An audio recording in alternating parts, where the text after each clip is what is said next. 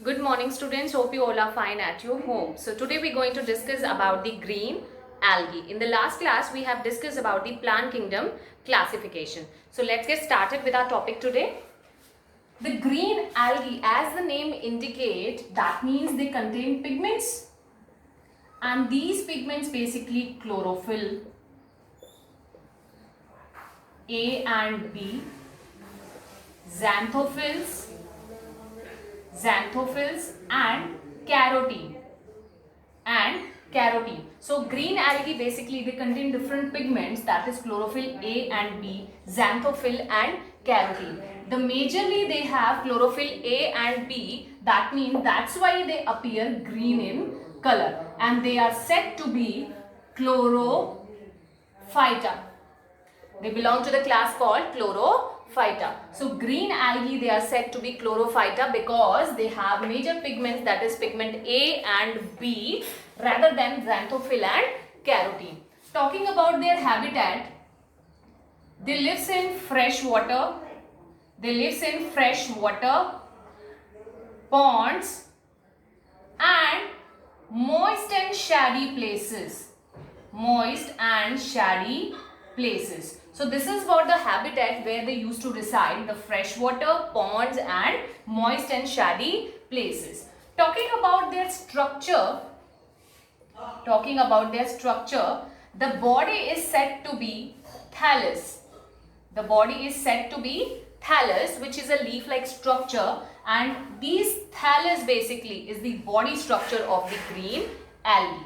And since the green algae belongs to plant kingdom, so the plant have cell wall, and this cell wall basically, the inner membrane of the cell wall have cellulose, and the outer membrane in the cell wall have pectose material, which is get deposited in the cell wall. So this is the basic structure of the algae, that is the body structure of algae is said to be thallus. The cell wall have two membranes, one is outer, the other one is inner. Inner have cellulose deposition and the outer membrane have pectose deposition. Depending upon their shape, they are classified into various forms like unicellular motile form, unicellular non-motile form, filamentous structure which is unbranched, and filamentous which is branched. They form colony-like structure and umbrella-like structure. Clear? So talking about their various forms, depending upon the structure or shape they are having, they are divided into various classes. So first one is the unicellular motile. In that, example is Chlamydomonas. The second one is unicellular non-motile is Chlorella. Filamentous means they have a filament like structure, so which is unbranched. So here is Ulothrix and Spirogyra,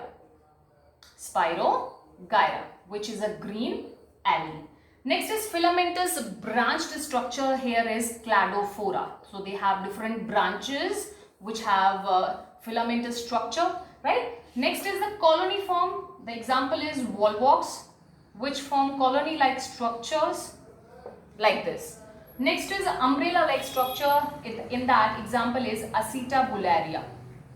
Clear? So these are some different examples of different forms in the green algae. Next, if we talk about their reproduction can be of two types. Reproduction is of two types. One is sexual, the other one is asexual. See, in sexual, there are three methods. Number one is isogamy. Number two is anisogamy. Number three is oogamy.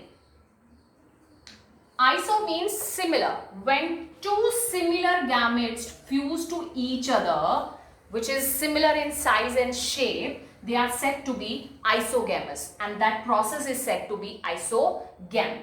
Next, anisogamous. Aniso means dissimilar. So when two dissimilar gametes fuse to each other, they form a algae, and that method is known as anisogamy. Here two dissimilar, one is larger, other one is smaller in size. Here two similar gametes. Clear? In oogamy, one partner is larger in size, the other partner smaller in size, but the smaller one is motile. So here the fusion of gametes result in oogamy. Clear? So these different kinds of sexual reproduction which takes place in the green algae. Talking about the asexual reproduction, the asexual reproduction occurs in 3 stages, like when the conditions are favorable, when the condition is not favorable. So once the condition is favorable for the green algae, it forms zoospores. It forms zoospores. Clear? So once the condition is favorable, they form zoospores. Clear? The next one, and these zoospores are motile in nature. That means they have flagella. The second one, the condition is unfavorable. When the condition is unfavorable, they form 3 different types of spores. See here.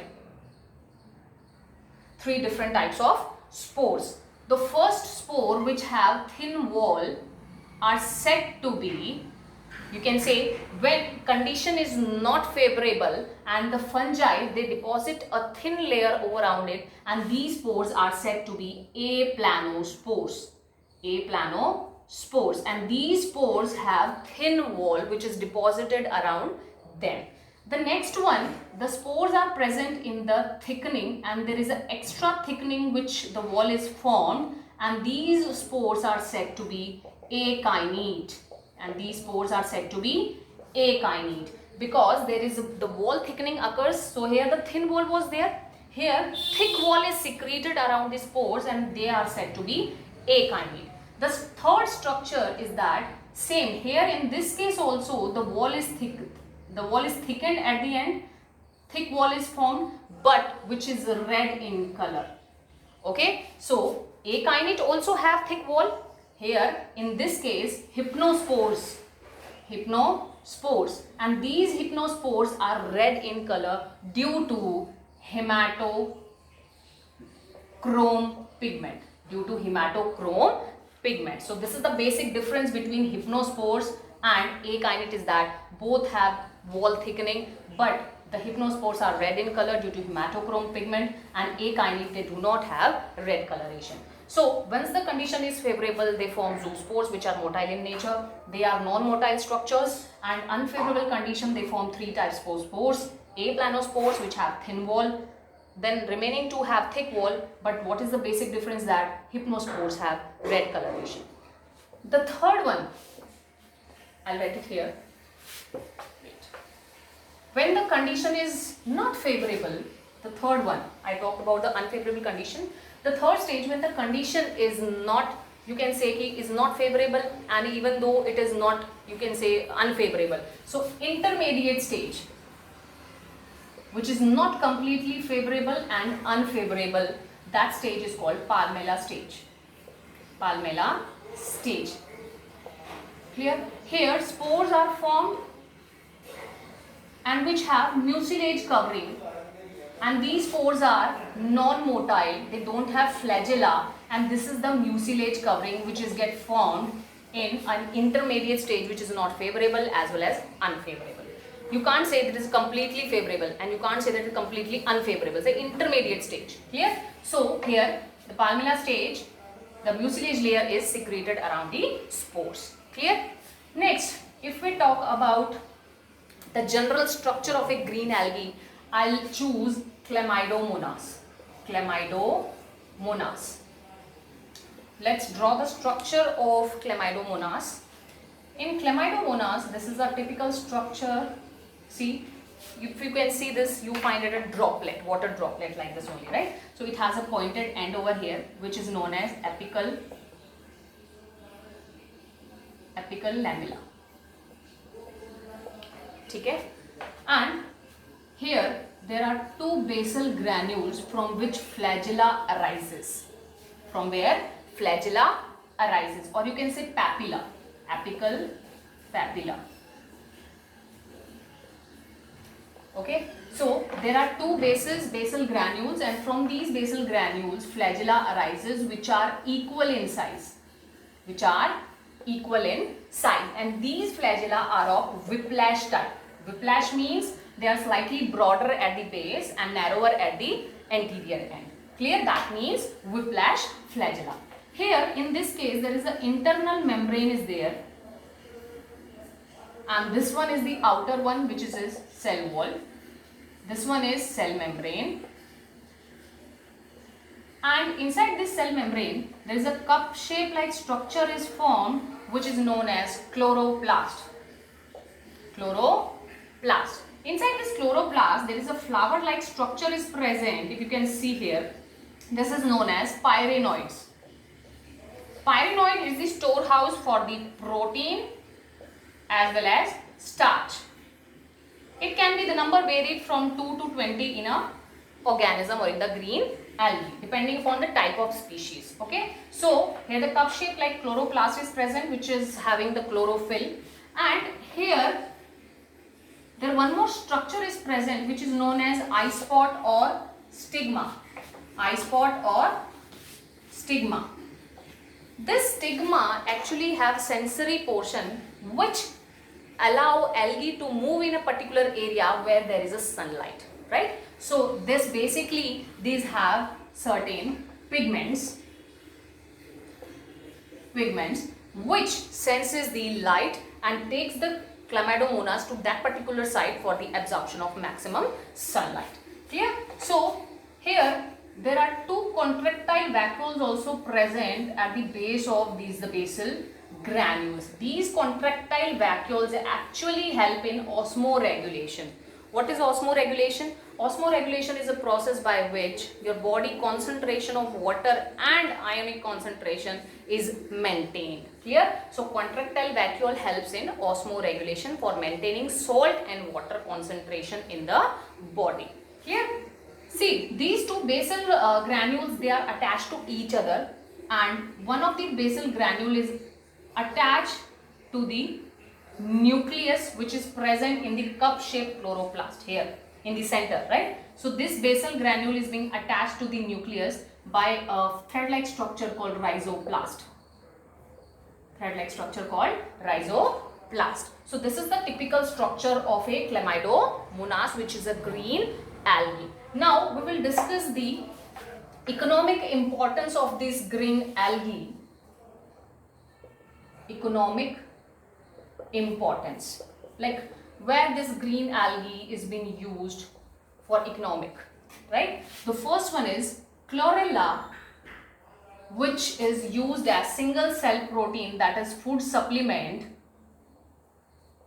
because it contains lipids, proteins, vitamins, etc. Clear? So chlorella is used as food and they are used as a single cell protein because they have a supplement like lipid, proteins and vitamins. The second thing one, they are used chlorella and other green algae, you can say green algae, they are used in secondary treatment of sewage. Secondary treatment of the sewage, in the sewage treatment plant. Clear? The third thing is they can be act as parasitic in nature. Economic importance का मतलब ये नहीं होता कि सिर्फ हम उसकी अच्छाई बताएं. They also act parasitic in nature. They causes you can say they decrease the yield.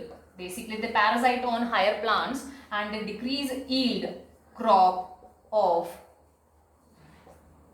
tea, pepper, etc. ठीक है? So example is for this parasitic form is Cephalourus.